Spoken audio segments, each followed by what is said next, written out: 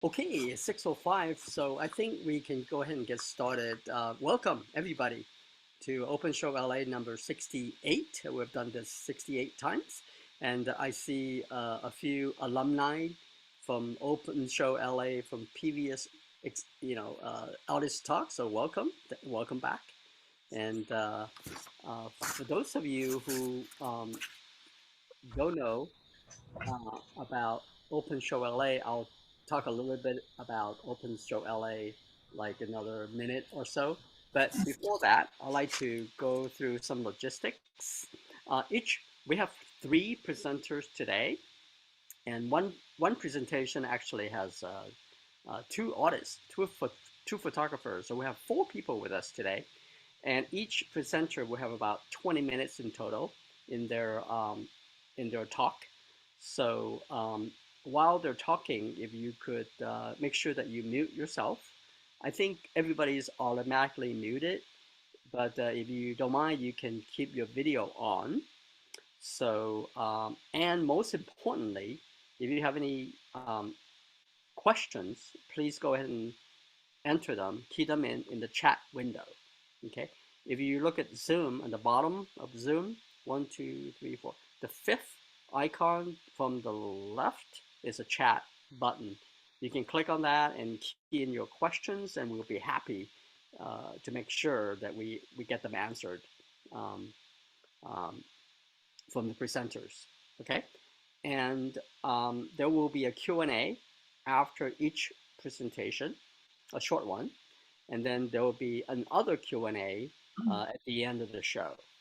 We always have enough time where, as you um, digest the images, you might have further questions later on, so you can catch them at the end of open show, right? At the very end.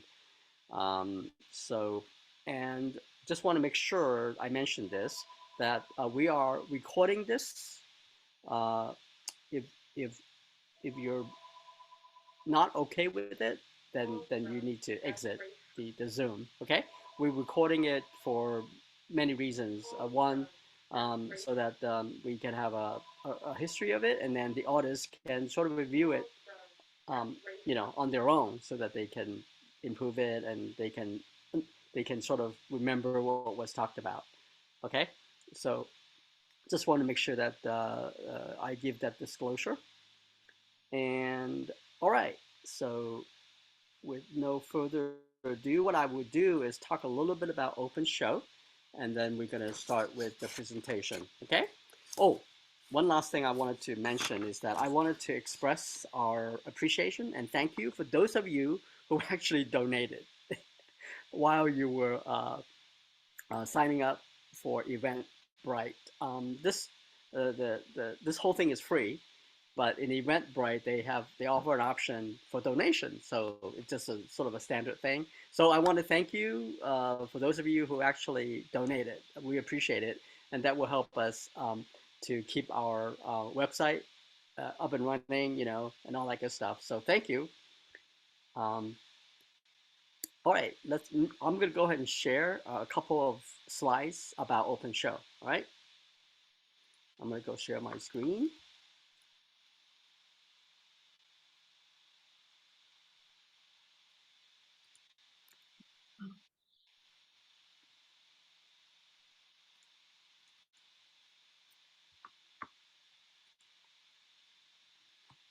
Okay, can you see okay? Where's my cursor? There we go. All right, welcome to Open Show. And today we have three presenters, Patricia, Mark, and Diane, and Lee. So we'll hear from them fairly quickly. And just a little bit about Open Show. We are actually a nonprofit, sort of. And these are the Open Show that are active or at least established in these cities. We're actually global. Open Show has been around for about 12, 13 years. And these are the cities around the world that has an Open Show chapter. So Open Show started in San Francisco. They're the number one originator. And then LA is actually number two. We've been around for about 12 years. So some of these locations that you see there, some are more active than others. You know, So, but they're everywhere. Like they're in Paris, they're in, you know, Miami, Hong Kong, everywhere. So, if you can check them out if you like. Uh, who are we? We are Open Show Los Angeles. Now, we used to be a in-person show where we would show work at a gallery or at a studio, right? Because of COVID, changed things a little bit. So now we do the open show uh, online via Zoom. Eventually, we might go to a hybrid model where we can have both. We can have a on-site open show as well as Zoom. So we're working on that. So we've been around for about 11 years now, going to 12. I need to update this slide. So we offer a platform for um, photographers and visual um, artists to share their projects and to collaborate with other people, other artists, and galleries and so on. So we've been around for like I say about 11, going to 12 years, and we'll continue to do that. I hope because we enjoy helping others and we get a lot of joy from seeing new work. So this is great. We recently had created openshowla.com, so you can go there to find out what's happening with our next presentation. There might be an open call. You can check that out. If you like to be on our mailing list so that you get those notifications automatically, you can sign up at openshowla.com. Okay. And I am Richard S. Chow. That's my handle in Instagram and my website. And Jonas here is also a photographer, jonasyip.com. Yeah, he's waving at you guys. So if you have any questions at all, please contact one of us or both of us. We'll be happy to help or you know get your questions answered. And that's about it. Now I think unless you guys have any questions, what happened here? Stop sharing. There we go. Okay. All right. Sounds good. Now, so we're going to start the open show program for tonight. And the first presenter for tonight will be Patricia. And she has a portfolio called Wonder Girl, Wonder, Girl. And she's a fine arts photographer. She does documentary and portrait work for over 16 years, I believe. She's also a mentor to younger or other photographers and have continuously donated her time to nonprofit organizations by offering her skills using a camera, of course. And she lives in Los Angeles. And this particular series that she's sharing with us today is inspiring in my mind because it promotes awareness and other needed dialogue around stereotyping of young women. So no further ado, I will introduce Patricia. Okay, great. Hi, everyone. Let me share screen. Okay. Let's see. All right. Can everybody see that okay? Just nod a few heads for me. Yes, okay. I can. Okay, great. All right. So hi. Yes, I'm Patricia Fortlage. I am a documentary photographer. I also do portraits and fine art photography. Mainly for the last 16 years, I've been working as a documentary photographer in developing countries mostly. I've been partnering with nonprofits and NGOs that are focused on combating disease and poverty. There are lots of studies that show that if you invest in women, entire communities will be raised. And so the bulk of my photography career really has revolved around that concept, whether it be the documentary work I do overseas or the documentary work that I do here. I do also mentor other photographers, either emerging or mid-career. Give you a little more background here. Why is my slide not advancing? Oops, okay, I've got a little technical difficulty. Okay, let me try this and see if,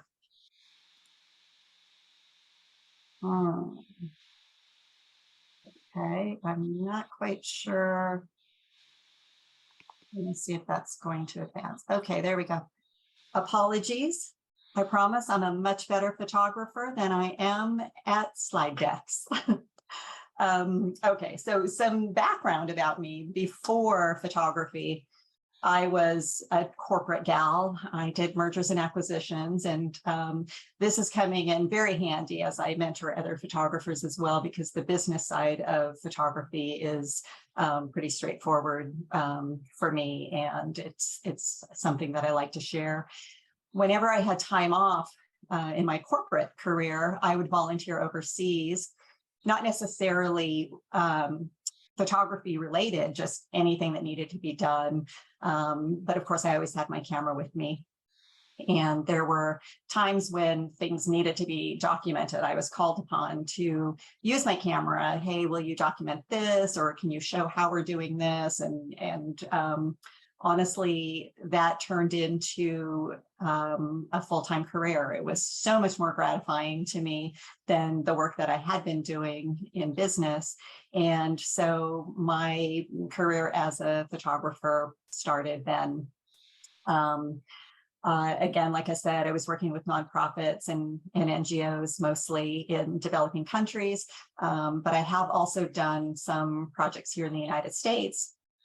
And this one is Wonder Girl is one of those projects. And so what this project is this is a project photographing young women in their 20s that are breaking stereotypes of some kind. And the goal is to inspire teens and tweens that are coming after them so that they don't have to do the same. So let me get started on some of the images here. So how it started was I was volunteering, just a volunteer, not a photographer, with a Big Sisters type program up in Seattle. And I got to the community center early one day and I sat down on the bench and I was waiting. There was a ballet class going on for teen girls. And this one gal was just a phenomenal dancer, just a prodigy, amazing. Well, she happened to sit down next to me when she was done to change her shoes. And I complimented her and I said, gosh, is that what you want to do with your life? And she said, oh no, I can't. I'm Filipino and I like grunge. And we only talked for another brief moment before her mom said, come on, let's go. But what she meant by that was there was no one like her. So there was no one to aspire to. Basically, she didn't even have a dream of becoming a ballet dancer because there were no Filipino ballerinas. And it just gutted me. It just broke my heart. So I, that day, told myself, I'm going to go find a Filipino ballerina and I'm going to take her picture and I'm going to make sure teen girls see it and whatever I can do, right? And so I never did see that girl again. Unfortunately, I didn't know who she was, but it sort of started this list for me. I thought, you know, we need to start pasting images, newer images into the social landscape that are showing these women that are breaking stereotypes. And all along, I was doing a lot of research with teens, what inspires you? And I learned that, you know, we're in the sort of Kardashian age. So they said, well, you know, if I see somebody in their 20s, that's, you know, that's exciting. That's inspiring to me. And so I made that one of the parameters in the work. And so I just, you know, I started talking to friends and colleagues about this project and they said, hey, you know, I know a forest ranger. There aren't very many women that do that. Do you want to, you know, include her in your project? And, oh yeah, that sounds good. And, you know, so it's kind of making a list. And so I started tracking down these women and asking them, hey, would you be willing to participate in this project? And yes, they talked about what inspired them. And so finally I thought, well, what am I making the list for? Who am I to say what is breaking stereotypes and who should be photographed and how we should be changing the social landscape. So I decided instead to use social media and just put out the word and say, hey, if you're a young woman in your 20s and you're breaking stereotypes of some kind and you'd be willing to participate in this project to inspire teens and tweens, reach out to me. Well, I got flooded.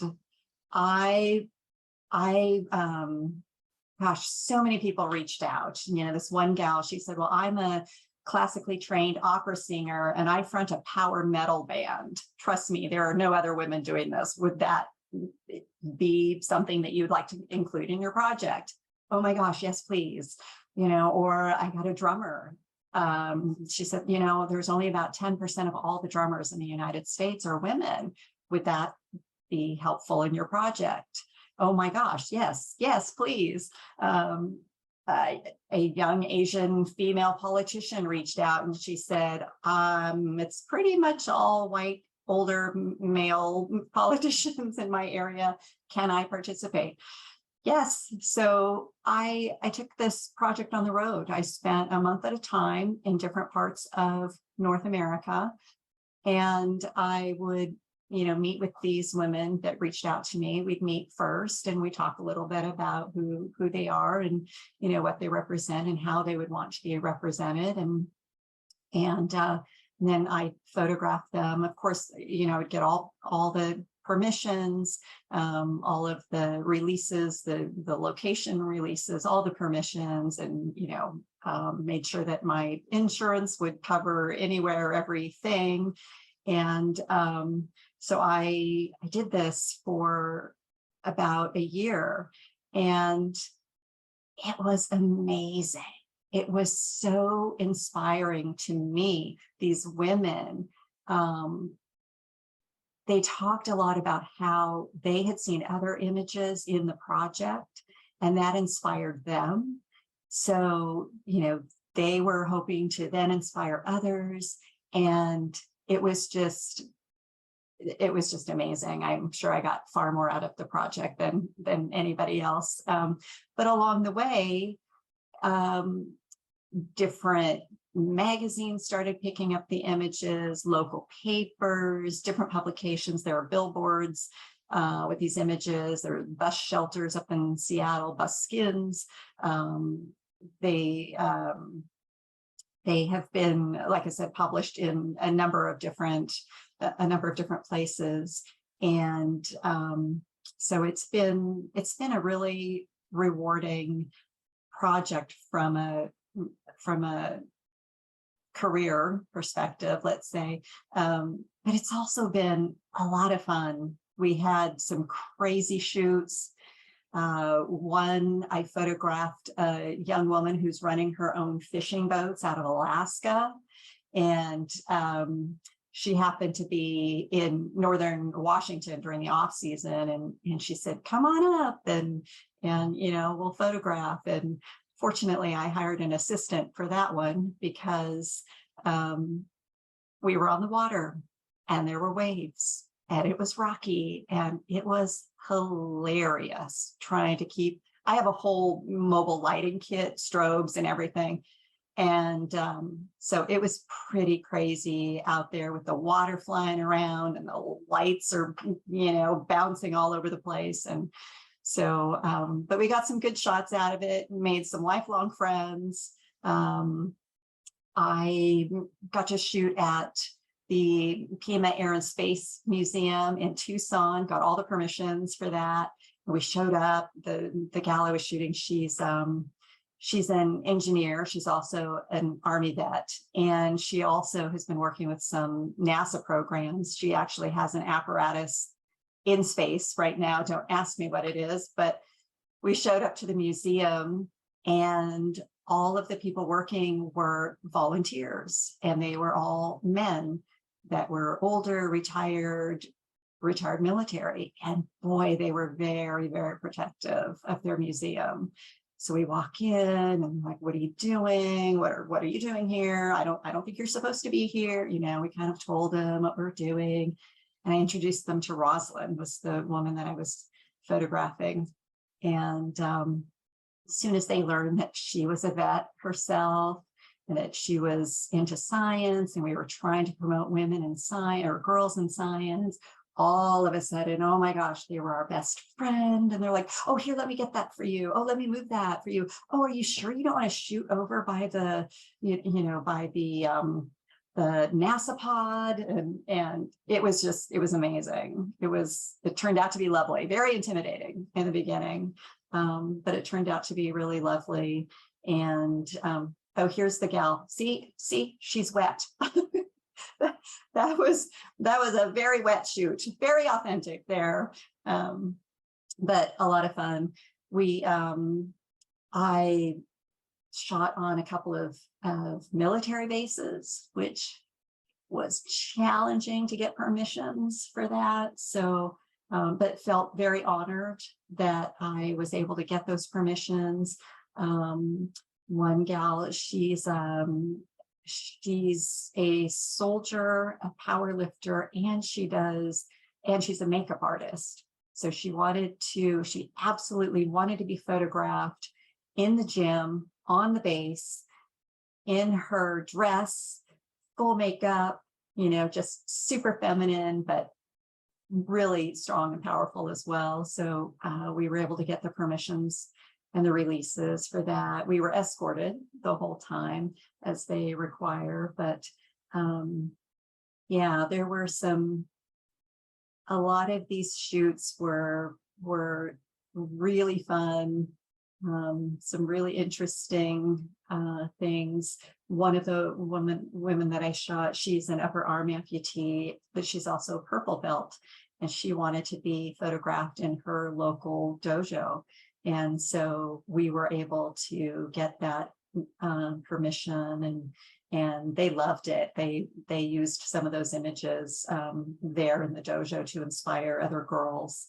And I've had a number of dance studios reach out and purchase these images for their walls, different programs like that.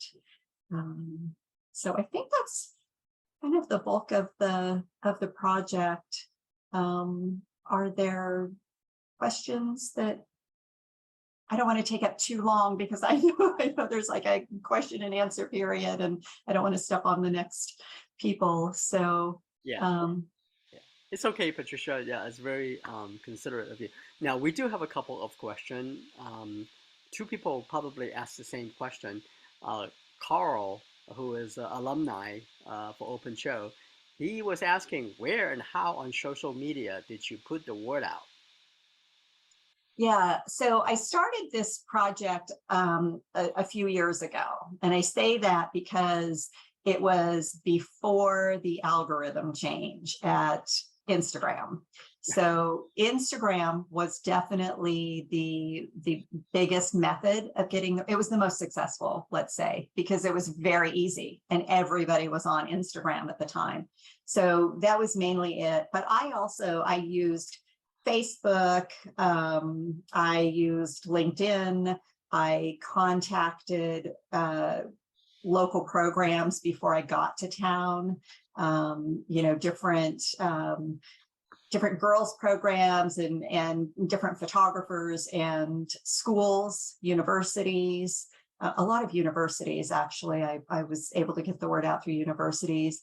But honestly, Instagram was super, super successful at that time. I probably would have to do a TikTok or something today, because Instagram has changed so much. But yeah, I literally, so I put the word out before I reached whatever town I was heading for, so that I could hit the ground running. Because I did want to meet with the women before, just photographing them. I wanted to get to know who they were and what they felt would be most inspiring, how they wanted to be portrayed, and all of that. And then we would set up a shoot time. And so it was a lot to do within a 4-week period. So putting out the word in advance was definitely a critical piece to the project. Yeah, sounds like a lot of planning ahead of the shoot, so that's good. I think your corporate experience helped with that. Oh yes, I had a project. I created a project plan for this, as I always do. Any personal projects that I do, I create a project plan. I lay out who all needs to be involved, or that I need to reach out to, what tools are going to, oh yeah, it's ridiculous. My project plans, it's embarrassing, but it Right. works for me. It's my style. It's, Yeah, so that's right. There are a few more questions. Let me get through sure. them. Larry is interested in what other permissions that you might need in some situations beyond the location and the model release. Like something unique, anything that you like to share? Well, Other permissions. so there were a few things. For example, to shoot in an airport, you need several levels of permissions there. And so I got fortunate in that the first person that I reached out to, she was also a school board member, so she loved the idea of the project, and so she actually managed to get the permissions from the different levels within the airport, because you had not only the location, but you had security needed to be aware, needed to sign off on it. Maintenance needed to sign off on it. And I think whoever the scheduling people are of the flights. So it was a lot. It was a lot to get through for that type of a shoot. Some of the shoots had multiple art in the background, like the street artist that I photographed. That wasn't just her art in the background. So I had to track down the other artist to get that permission. And that was the case actually in a couple of different shoots. There was a shoot in a bridal salon, and one of the dress designers, we shot in an area where she worked a lot. And so some of what is in the image is proprietary to her. Like, she had created a specialized dress form that she let us use. And so, I needed her permission for that. I needed the bridal salon's permission, and then yes, models and what have you. Right. Or not models, but in this case, humans. Yeah, that's good to know, because I think it really depends on the location, right? Where you are. Some location might require more permissions than others. Um, there's a couple more questions, Patricia. This is a natural progression, right? And Carol is wondering if you're thinking in producing a book for this work. Yeah, so I'm still kind of going back and forth on that a little bit. And there have been a few people that have reached out to me and said, for example, there's a large school district up north that said, hey, what do you think about creating kind of like a zine or something like that? And we can do these big presentations in the school auditorium, and you can hand out, a zine to all of the girls that are there. And other people have suggested a book. And to be honest, I haven't gotten there. I'm a little, I don't know, skeptical, I guess, of self-publishing. And yet, publishing these days it's a tricky thing. It's almost impossible to get a sponsor unless you're a celebrity, or so yeah, I know I'm not giving a very very concise answer on that. I've done a number of exhibits, and I have done a number of presentations. There's a body of this work on exhibit right now in Sierra Madre, and they're going to actually be bringing girls over from different schools, and I'm going to be doing presentations over the next couple of weeks. And so I feel like I'm kind of getting it out there as much as I can for now. But yeah, I'm still on the fence with the book idea. Yeah, that's something to think about. Yeah. There's a couple of minutes left. I think I had a question actually. Will you be continuing this project going forward, or are you at a point where you'd like to slow down? Or I don't know. I'm not sure. I'm not doing as much work overseas anymore because of COVID. And then also I have a neuromuscular disease called myasthenia gravis, which I am just sort of getting used to. It's slowing me down a little bit. So so I haven't completely decided. I am doing a lot of work mentoring other photographers right now, which I love because I feel like all this hard-earned knowledge that I have, it's so great to share it, because I wish that when I was starting out that I could get the real scoop on so many things. I wish there was somebody that I could just say, hey, how does this really work? Or, what's the real scoop on portfolio reviews, or, things like that. So, so I'm really enjoying that work right now. But I will tell you, I do regularly get contacted by people saying, will you do boys next? Or I got contacted by somebody in Mexico saying, will you come down to Mexico and do Mexico next? And so I'm not sure. okay, sounds good. Yeah, looks like if you choose to move, do more work, I think there will be many folks who might be interested. So that's good.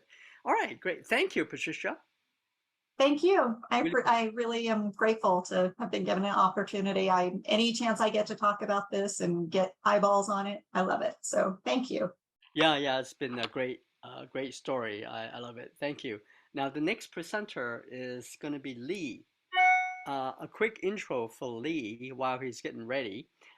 Lee has a long career as an artist.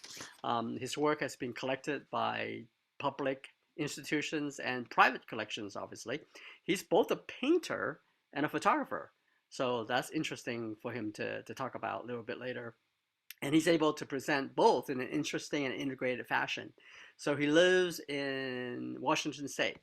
So he's going to present his portfolio today around his abstract work. So I'm looking forward to it. Lee, you can go ahead and share Hello. Yep, I'm doing it. when when you're ready. Yeah.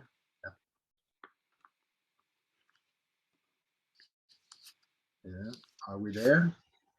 I can see. You can Okay. you can do a Um, slideshow.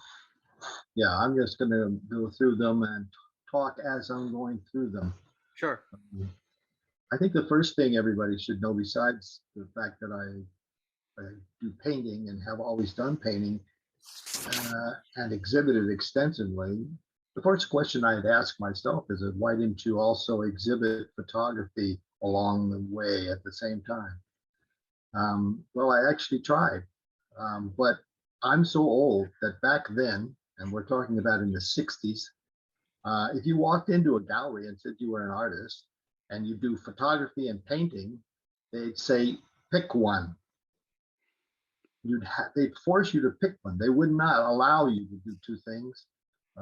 And in some ways, they would be insulted. They would say, if you don't know which one's more important to you, then we don't know either. Go away. So obviously, I did painting primarily, I should say, because in 1968, Los Angeles had an open art competition at Barnsdall Park, and I thought, I'm going to enter it. I had graduated my BA, and I thought, I'm gonna enter this and see what happens. It was the first time I had ever put my artwork into a composition, and I was fortunate. I won an award. I was shocked, and that made me think, well, I should stick with the painting and just keep doing the photography for myself. I was painting abstract versions of old weathered walls that I had seen everywhere I went. And probably when I was about 12 or 13 years old, I got a camera and I would photograph them so that when I got back home, I would have a reference to use as source material for generating the paintings. So I've done that all my life. I still do it today. I carry a camera with me everywhere I go. If I see an old weathered wall or anything else that's of interest to me, I photograph it. But I photograph it in a way that tilts it strongly toward abstraction. So this first photograph that you're looking at, this was just a small mud puddle with some oak leaves embedded in the ice and some grass reeds. And I zeroed in on it. And I love the fact that it's a combination of geometric and organic abstraction all in one photograph. It actually appeals to me a lot. So ice and snow have always been something that intrigued me in terms of photography, especially as it lends itself toward looking like painting. My other subject that I've always loved is the bark on trees. I was born in Australia and raised in Australia as a child, and Australia is where eucalyptus trees come from, and they have wonderful bark on them. And so I always fell in love with that and always loved photographing it. And I continue to do it today. This is also bark from a eucalyptus tree. It's a wonderful abstraction, just the way it is. This is a combination, again, this is a frozen puddle with plant debris in it, leaves, twigs, branches, all sorts of stuff. Blue sky reflected in the surface of the ice. To me, it reminds me of a Kandinsky painting. As soon as I saw it, I said, gee, that looks like a Kandinsky. This little photograph has been exhibited in quite a number of places. Even simple things like this. This is nothing but mud slurry that came down off the hill behind my studio and washed across the cement, the concrete pad that's there. And then the sun was hitting it just right, and I photographed it. And this has been exhibited quite a lot as well. People think it's a hillside with bushes and the sun coming. It's nothing but mud on concrete. Okay? This is why I use the title, What is Real? Abstract Photography Today. Okay? If you were to pull back, in other words, this has been cropped. If I showed you the entire photograph where you could see the rest of the concrete pad and a little concrete wall that's right there, it wouldn't look like an abstraction to you anymore at all. Same thing here. Let's see if we can get this next one. Now this one you should be able to tell. See, this one's back further. You should be able to identify that this is ice, again with bubbles in the ice and a little light dusting of snow on top. Those rocks that are down in the lower right are just about the size of the palm of your hand. If you zoomed in on it closer, it would just look like an abstraction, and you probably would not be able to identify what the subject matter is. Now, in addition to those, what I call nature abstracts, I've done the old wall thing. I still do it today. This one is pretty easy to identify what it is. Everybody recognizes that caution sign. It's everywhere. But when you start to zero in, like this next one, it gets a little closer. This is a tile on the top of a table that's outside on the deck, outside my studio, with a little bit of snow that landed on it. You can probably identify that. That's been exhibited quite a bit too. Same thing here. This is wire. You can identify that as wire. It's snow.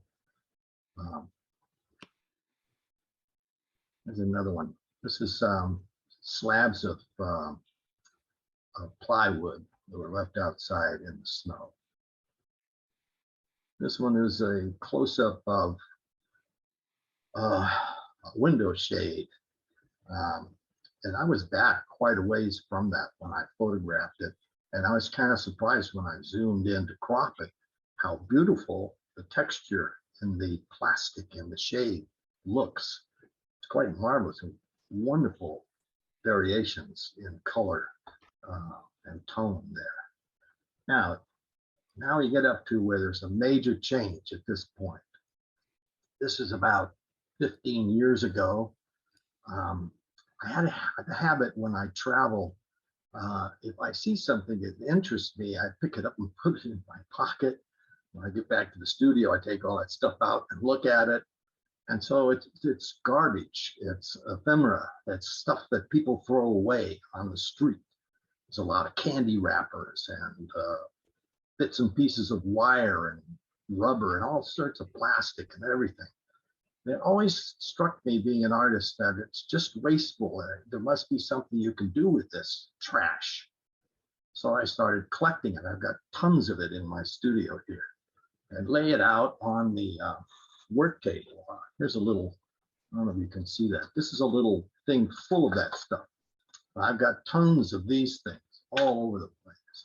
I lay it out on the work table and I stage it. And then I photograph it. And it ends up like that. That is nothing but some wire, some pieces of plastic and cellophane, and one little piece of paper in the middle. This photograph has been in several magazines and several exhibits worldwide.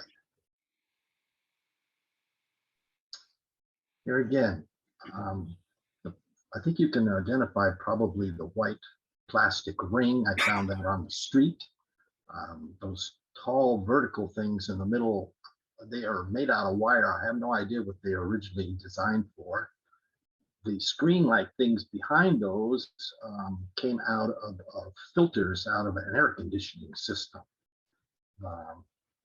And I laid them all down because I found them in the wintertime. I laid them down on top of some ice that was in my front yard that had a tile laying on the ground. So that's what the background is. Nothing else there. Wonderful abstract. This one is the winner. The title of this piece is Fiddle Diddle with Red Bean. This has been in more magazines and exhibits than anything else I've ever made in my life. This made it even into the Royal Photography Club, or whatever they call themselves in London. This is, I'll show you, see the black ring? Can you see this? That's the black ring right there. I found that on the street in Freiburg, Germany. I loved it. I thought, gee, this looks brand new to me. I put it in my pocket, took it back to the studio. All those other things are pieces of wire, some plastic ties, a little piece of silver string, some pieces of plastic. The red bing, it came off of a cellophane wrapper off of a food packaging thing. I put it on the work table, I moved it around, I photographed it. I moved it around again, photographed it again. I did that to the point that there's about 30 images in this series. In the Fiddle Diddle with Red Bean series, it's about 30 of them. Here you get a little bit closer. This is something used in the medical industry. It's a plastic tray. And one of my students brought in like 1,000 of these things one day and asked if I had anything I could do with it. Well, we definitely used it in the classroom, and I brought some of them home with me. And I was in the habit of using this to throw trash in it, or when I sharpened pencils or something, and all that stuff would drop in there. And one day I picked that up and looked at it, and I thought, gee, that is wonderful. And I photographed it. This is one of them. That's some shavings off of a piece of paper and some tissue paper that's been crushed up and cut and all that sort of stuff. I love the fact that it was translucent. And speaking of all of these things that I'm speaking about now in terms of putting them on the work table, the most challenging thing is the lighting. If you don't do the lighting right, it becomes you can tell exactly what it is. It's just crap laying on a table, you know. It has no appeal to it at all. You have to spend some time with the lighting and, of course, the composition. And then the big decision when you go to crop. This is the one behind me right here. This is a classic example of my kind of thinking. The rubber bands, the 3 little rubber bands were given to me by a child in Perth, Australia. There was another one of these black rubber rings, but it's a bigger one. I found that one on the street as well. The polka dot thing was a part of a bag from Carl's department store in Cologne, Germany. The doily in the background, I don't remember where I got that. The crepe paper things I got from London. The big green O came from a deli food bag from Hood River, Oregon. My wife hates it when she doesn't want to clean out my jacket. She says, no, I'm not touching any of that stuff. I pull all that stuff out and put it in the studio. I clean it up a little bit sometimes, and I make it. That big blue bubble thing right across the middle was an ice cream thing from France. I forgot the name of the town in France. It was broken. And I looked at it, I held it up to the sun, and I thought, gee, that might work for something. Put it in my pocket. This whole series has been exhibited many, many times, most recently in Portland, Oregon.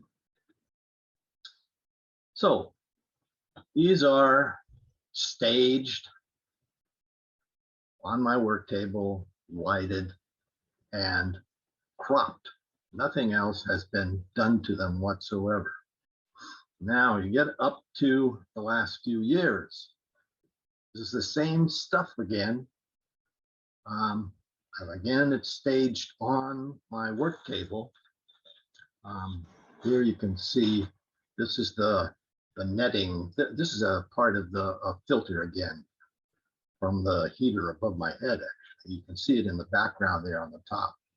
And another rubber ring and all that little stuff. Again, it was all stuff I found here in the studio, staged it, photographed it. Now at this point, I turned it into what is becoming known as tech expressionism, using computer technology to alter a photographic image to turn it into abstract expressionism. So watch this exact same image again, but with the computer, I'm able to change the colors. Composition's exactly the same. I added in a couple of new images down in the lower left there. But the color situation and even the texture situation is altered by using the program in the computer. Here it is again. You can do what is called clone stamping. If you want to say have 2 yellow circles, you can copy it and stamp it into a new location if you wanted to do that. Some of the artists who do tech expressionism create their own computer programs. I don't do that. I'm not very technical. And it goes probably beyond, well, I guess what I'm trying to say here is you have this sort of academic discussion going on. What percentage of it is photography and which percentage of it is the computer? In my opinion, it's, for my personal work, it's mostly photography. I photographed that. I placed all of those things on the table where I wanted them to be. Right? I did the lighting, but with a click of the computer, I'm able to make these quick changes. Now, I'll take it one more step and then I'll be done. You can go this far. It's the same stuff again, rearranged, photographed again, back further, not zoomed in with the crop this much. You can see some of the stuff laying around the edge there that I didn't use in the earlier photographs, like those bolts that I found on the ground. But that swirl, I did not do that. that's a computer program. See, so at this point, that's why so many artists decided to use this term tech expressionism to clarify for the audience that this is an image that has been altered in some way using a computer. Even though you started with a photograph that you created yourself, you altered that photograph. Now, academically, again, I've had lots of discussions with people saying that's not real photography, and I beg to differ. When I was a high school senior, I got a job in a publishing company in the art department, and they had a dark room. And I learned right away that you could create every one of these techniques in the dark room. Ansel Adams was notorious for spending hours in the dark room to alter his negatives, to get the print exactly the way he wanted it. He was the computer. So now we have this new tool, it's called a computer, and it enables you, the artist, to use it to create the image you want.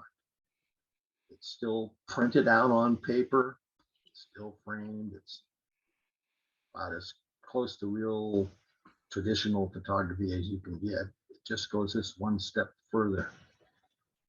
Here it is again, same thing, changed it just by the computer, just changed the colors.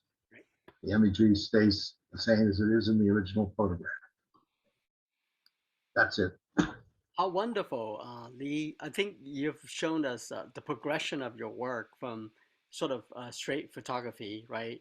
Where, you just take something straight and no photoshopping and progress it towards, computer generated images, which they're all art. So it's interesting that you have that progression. So thank you for that insight.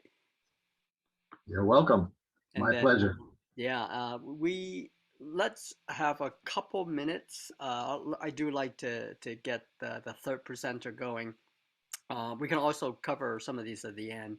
Uh, Lisa Miller was asking about the lighting. What do you use for lighting? Yeah, that's a good question. I should have brought that stuff over here. I use all sorts of different kinds of flashlights, uh, a little small light pad occasionally, a thing that looks like a kerosene lantern, but it's actually a light. It's got batteries in it, and some small, it's a confused mess. Um, I'm one of those artists, whether I'm painting or doing photography, that I believe in taking advantage of chance. So while I'm in the heat of the moment, working with this stuff and making the composition the way I want it, okay, I just grab whatever's there at hand and I play with it till I see something special. Then I grab the camera and take a picture. I have no system other than my intuition. Right. Okay. That's good. Maybe there's a couple more, and we will um, uh, at the end. I'm gonna let you talk with Jill. Um, Thank you. Jill, yeah, was very excited to find out that you're speaking tonight, and she's here with us today. She was a great student, an A Yeah. student all the way. Anyway, yeah, I'll save a couple questions at the end, and then I wanted to introduce the third portfolio. And this portfolio is interesting because it is a collaboration between Mark and Diane. Both Mark and Diane lives in the Los Angeles area, and it's kind of a unique opportunity where we see a collaboration on a visual kind of project. So both Mark and Diane have had many gallery exhibits, and Mark has a few books published. So, and then Diane is very prolific. She does a lot of work, street photography, downtown LA, excellent stuff. And then Mark is an avid traveler. I mean, you can see his images from pretty much everywhere, US, international. But with no further ado, let me introduce Mark, who is going to kind of drive the presentation. So Mark, welcome.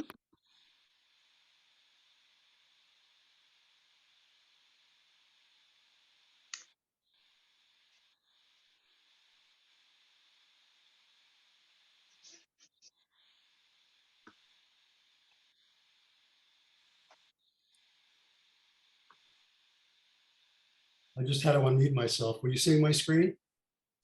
Yes, Yes. sir. I can see. Okay. So we're going to do this a little differently. This project is about the city of Vernon, which is right adjacent to the city of Los Angeles. And I'm going to read a little history of the city. And then then I'll hand it over to Diane for a minute. And then we're going to show the pictures right in a row, because we want to give you the feeling of what it's like to walk around this place when there's just silence and no people. So I'm just going to start the first slide. I thought I was. There it goes. Okay. So Vernon is one of the 88 cities within LA County, and it is undoubtedly the strangest, perhaps of all the country. Today, the legendarily corrupt industrial town is 5.2 square miles of concrete, steel, and smokestacks. A daytime drive through the city can feel almost post-apocalyptic. Humans are scarce, ensconced as they are behind the walls of factories, adult toy outlets, or warehouses. Around 100,000 people work in Vernon every day, but only about 200 live there. It is almost unbelievable for the modern visitor to Vernon to believe that a little over 100 years ago, this area southeast of downtown Los Angeles was an idyllically agrarian stretch of land known as the Garden Spot of Los Angeles and Sweet Vernon, loveliest village of the plain. It was a land of magnolias, lemon groves, palm and pear trees. Citizens in Vernon described their community as a land of churches, cobblers, and chemists, and never-ending orchards. By the 1890s, Vernon had been divided into east and west, and developers had begun to suburbanize vast tracts of land. Much of West Vernon was annexed by the city of Los Angeles and swallowed up into the ever-expanding city. Into these fast-paced times came a Basque businessman and merchant named John B. Leonis, who slowly began buying up land in what was left of the East Vernon farming district. He planned it wouldn't be a land of ranches and farms anymore, but a modern city of industry. Bemoaning the loss of Vernon's beautiful farmland, the writer for the LA Times mused, the irrigation water has been shut off and the last of the old orchards and gardens are falling into the hands of the ruthless subdivider.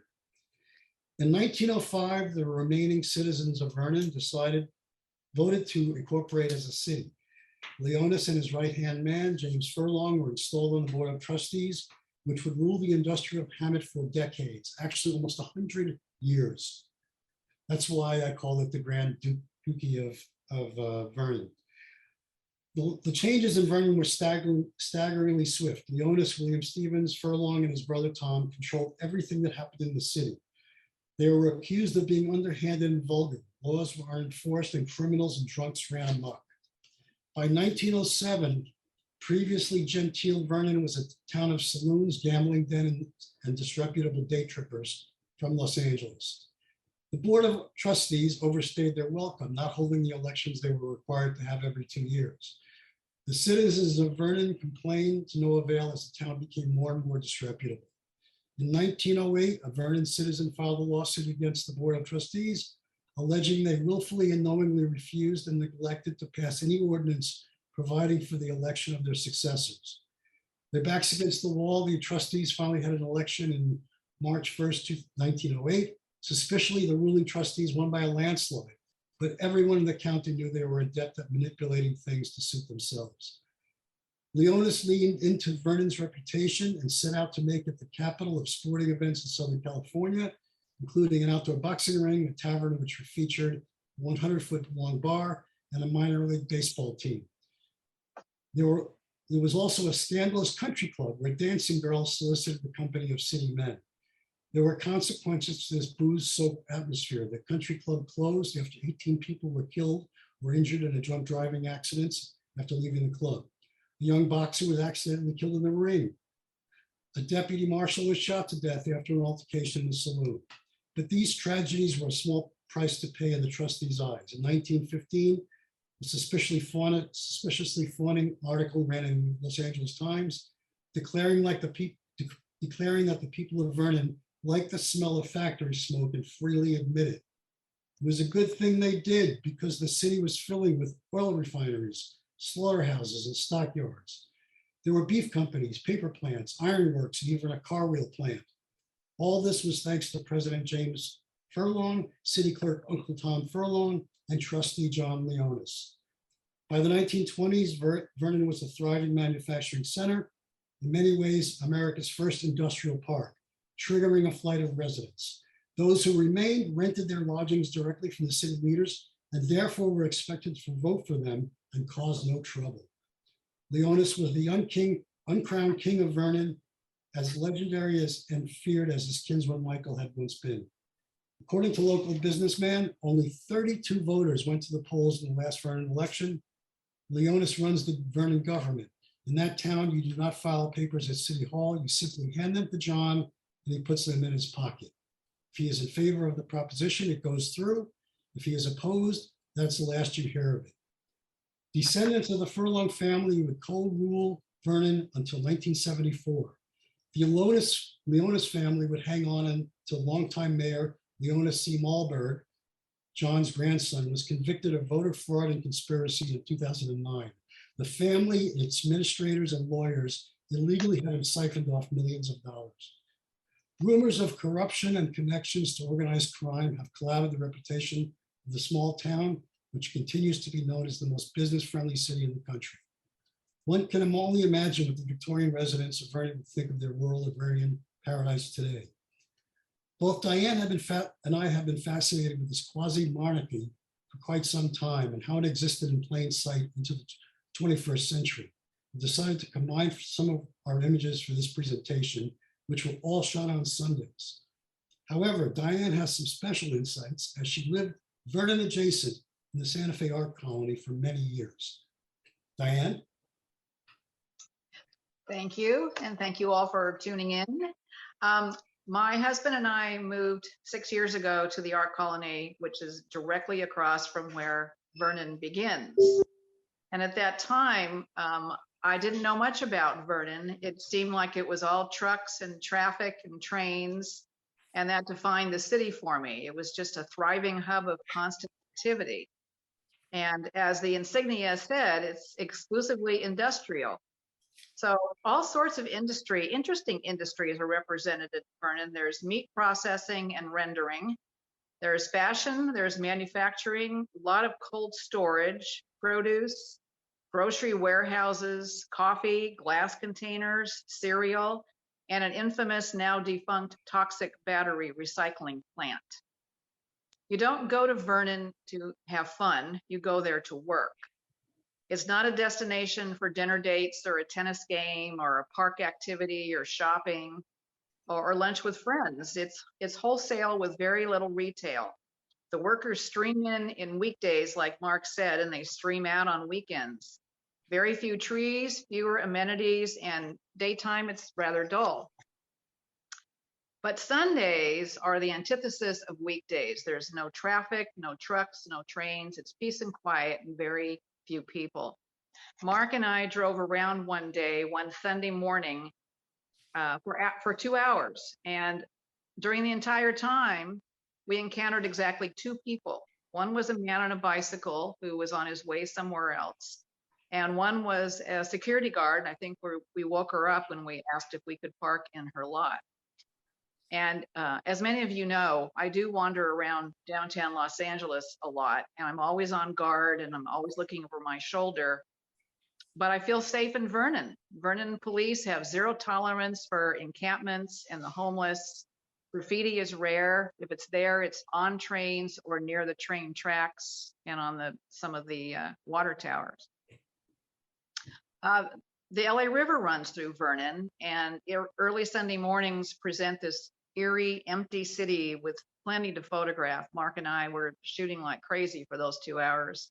And initially, I was just thrilled to find that Mark had a similar interest in Vernon, and we're looking forward to sharing our interests, our stories with you. Now, as I go through these, I'll just go through them without speaking very much. This is the famous rendering plant that's closing. But keep in mind that as you go through these, 100,000 people are here every day, but only 200 people live there. And those are the ones that kept the people in power for 100 years. The first 12 pictures are mine, and the next 12 are Diane's.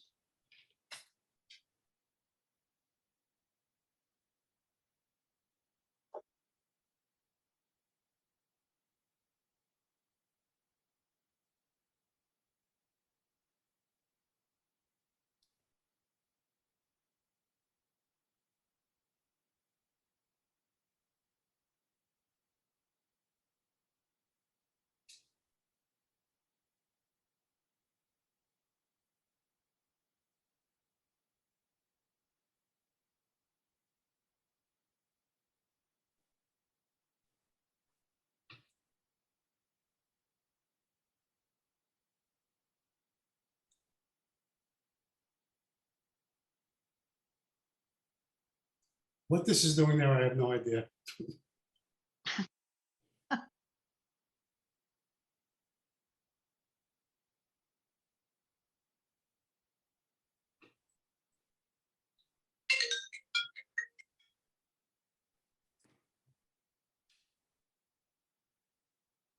This is the Hobart station that borders Commerce and Vernon, and unfortunately, it was demolished a couple years ago, but it was a fascinating little structure. We didn't want to leave the impression that this was done in 1 2-hour walk around town. Both Diane and I have been shooting Vernon for quite some time. Diane even more than me, since she lived right there. It's one of the rare restaurants, but it's been boarded up, no longer there. Not very many restaurants in Vernon. Trucks and pallets are everywhere. It's part of the landscape.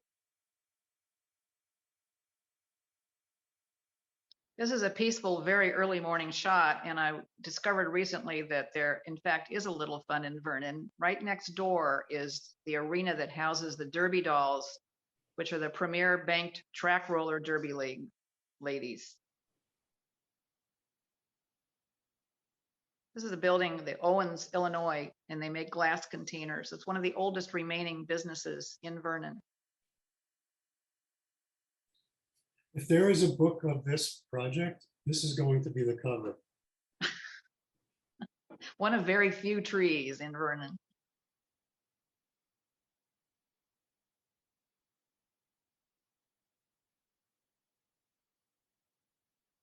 Early morning is quite beautiful there, very quiet.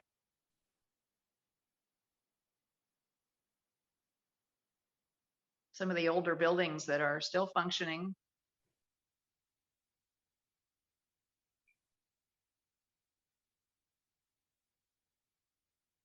Quite a bit of produce, large warehouses. And someone obviously got killed there. This one is kind of reminiscent of those German industrial architecture. It was a couple. Belchers. Yes. And this is a very boring building daytime, but in the early morning hours, it just was silvery and quite lovely.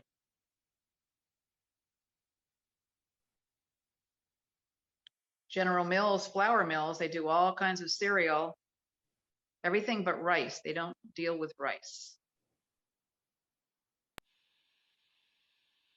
And this is the bonus of getting up pre-dawn to one of their buildings that's only pretty at dawn.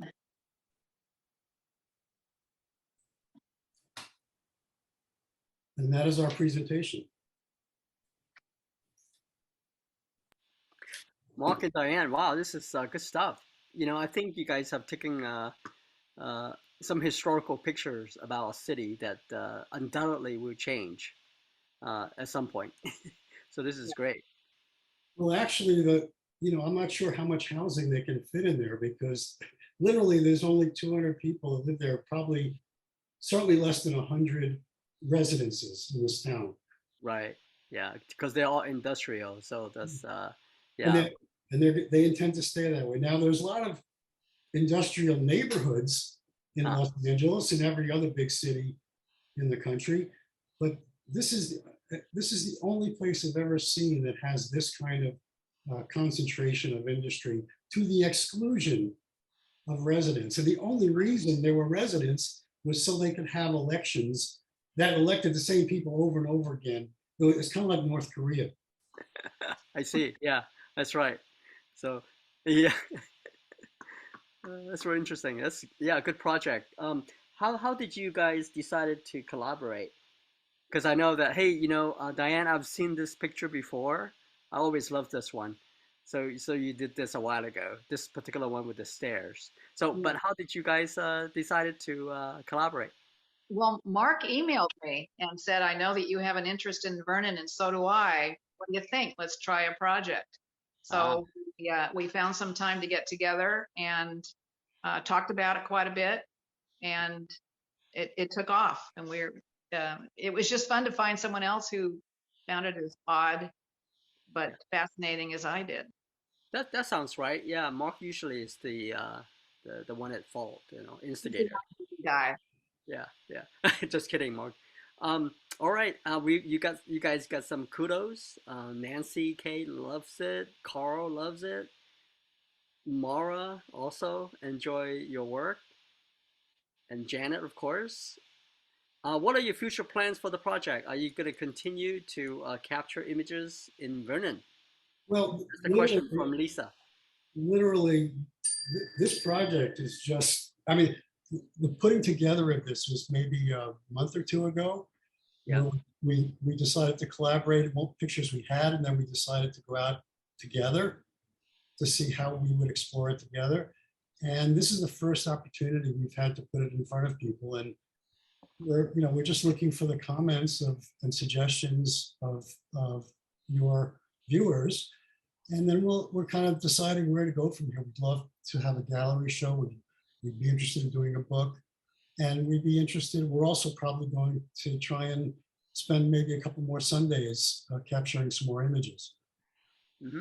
before it changes, because they are trying to modernize, not Yeah. necessarily to make it more residential. Yeah, that's true. There's a lot of talk about gentrification, but probably not there because they like to stay industrial.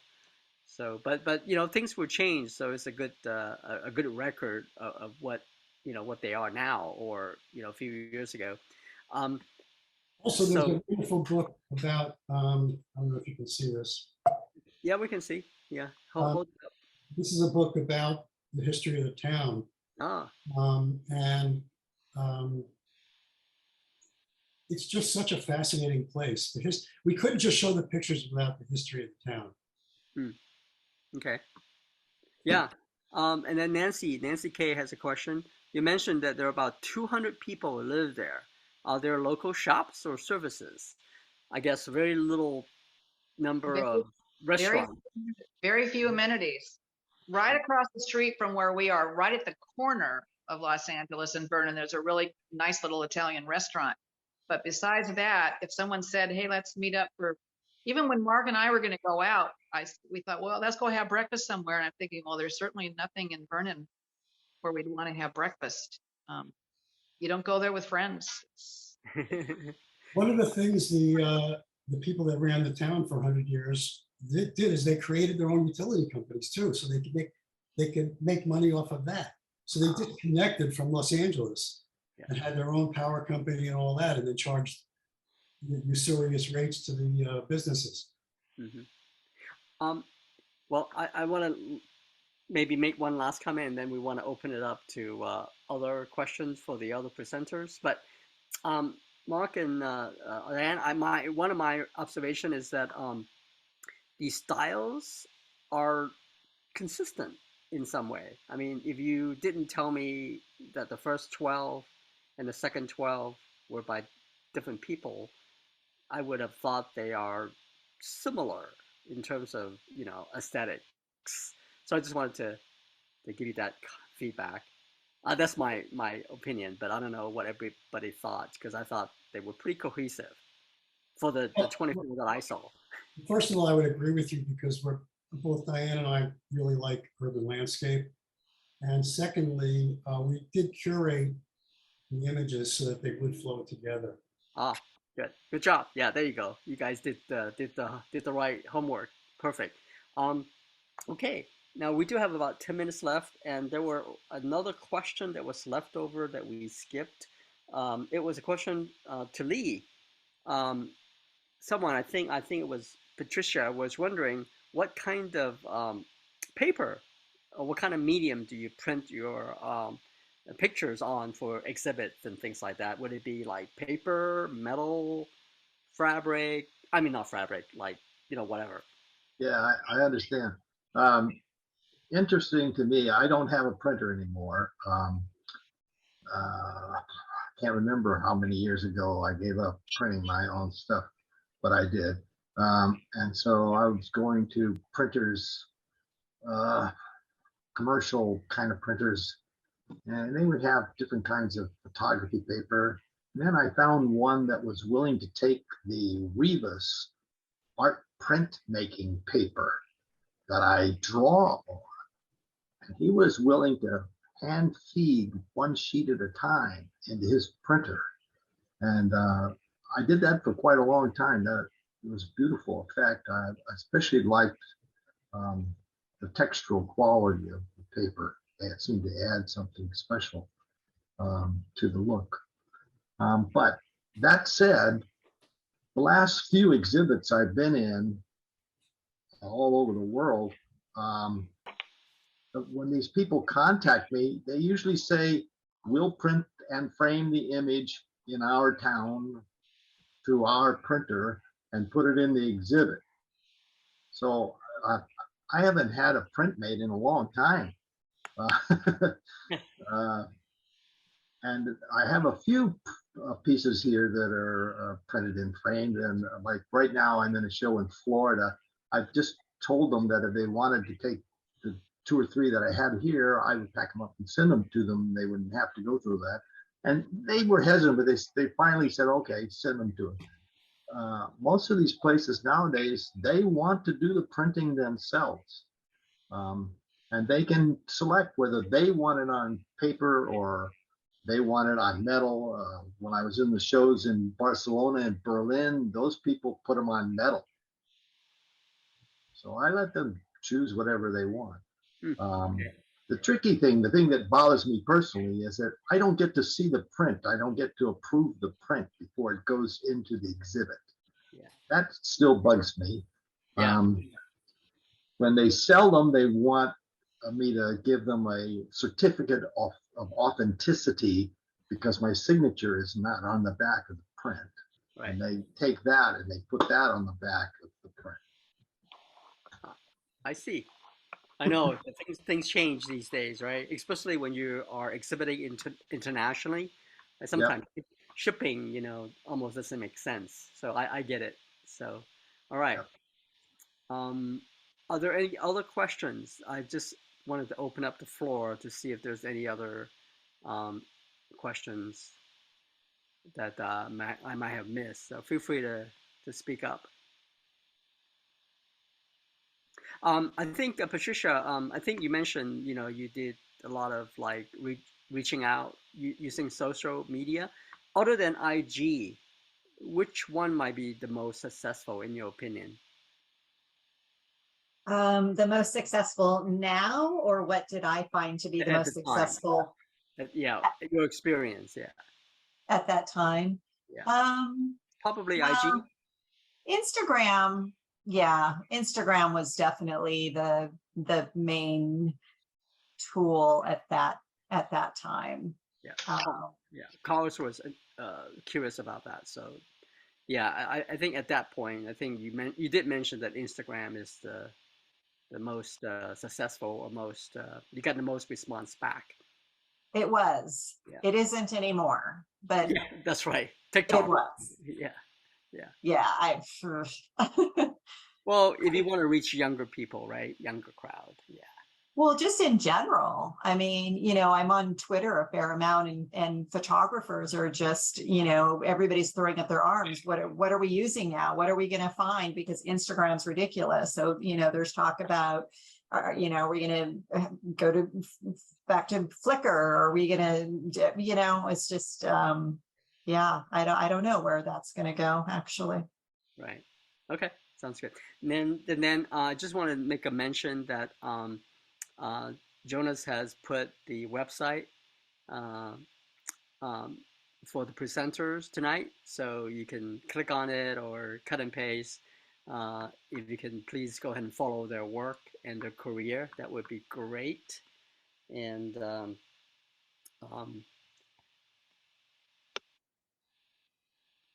and then we have one new message as well. Let me see what they are. And yeah, Jonas has put them on the chat, so you can click on it and go directly to the site, or you can bookmark it so that you can check it out later. Fascinating work. Every open show, I always find something really unique and interesting. So love you guys for sharing your work with us today. Thank you for the opportunity, as always. Yes, Of thank course. you. Of course, of course. And then, all right, we only have like a few minutes left. Um, I like to, if you guys like to unmute yourself, say hello, that's okay. For the friends and people that you know. I do want to do a shout out to Joe. Is Joe still here? Oh, maybe not. Joe's had left. So yeah, Joe, Lee, Joe was your student back in 1968 Yeah, at the yeah. Silver. I was saying before we started the program that unbeknownst to me, there was a guy in LA that was in charge of all high school art teachers, Yeah, and he saw me make a presentation in college, and he hired me before I even graduated with a BA. right. And Jill was one of the first students I had there, and she was just excellent, just a wonderful, wonderful person, a wonderful student. Yeah, Um, she does some artwork for church actually. She happens to be going to the same church that I do sometimes, and then she's found out that from Facebook, right? Because I post stuff, and they go, Lee, oh, I know Lee, right? So she checked and she says, oh, I wanted to join. I go, definitely come. So small world. yes, Yeah. very nice to hear from her. Right. Right. So all right. And again, just a couple things. If you, for those new folks who joined us, please consider joining the mailing list so you know what's going on with open calls and also our next event. We're probably going to be having another open show in a couple months. Um, this is wow, September already, isn't it? It's probably November-ish, early November. And then next year we're going to be having an open show with Photo LA. Actually, it's going to be a Photo LA fair. Can you imagine? We have a real in real life photo Wow. fair coming to Los Angeles. It's coming back after about 2 years of hiatus. So we're going to try to partnership with them and do an open show there. So for those of you who are in LA, please come by. And we're going to try to do a Zoom. We'll figure that out. Like a hybrid, like a Zoom as well as in person. So we'll see. We can do it. All right. So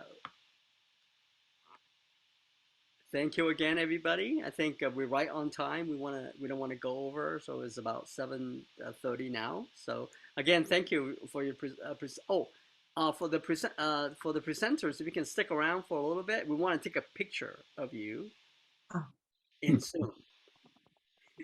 Sure. Okay. Because normally when we are in real life, we take a picture and we post it on Facebook or whatever. but now we're in Zoom, so we're gonna try to do it here. We've been doing that for the past year or so.